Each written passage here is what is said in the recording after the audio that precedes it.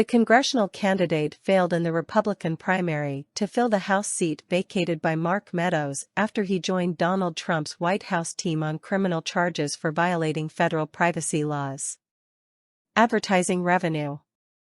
Specifically, Linda Bennett, who later lost Madison Cawthorn, is accused of accepting advertising donations on behalf of someone other than the actual donor, although court records in the case do not identify the donor.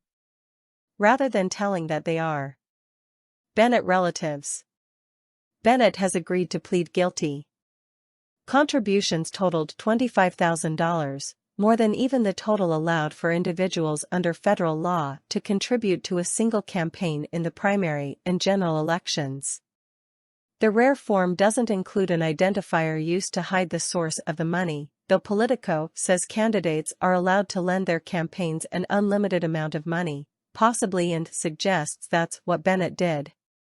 Many pseudonyms can also be used, perhaps.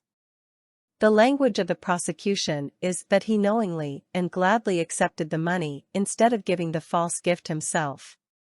It does not appear that it arrived immediately, as records say that the amount is $25,000 in 2019. In his first bid, Bennett received support from Meadows himself and from Trump. Interestingly, a recent Mother Jones report suggested that someone involved in New York GOP Congressman George Santos' primary campaign could face an investigation under what could be this law.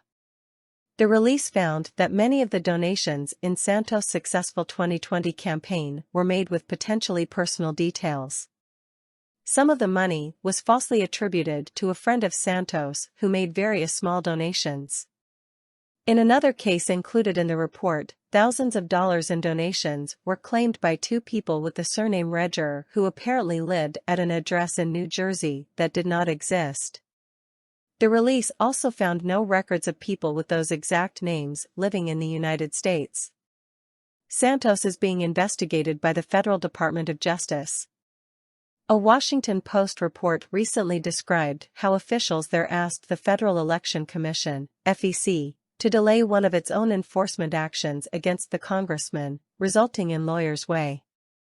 The department also asked the federal agency, which oversees federal campaign finance issues, to provide several documents that may be related to Santos.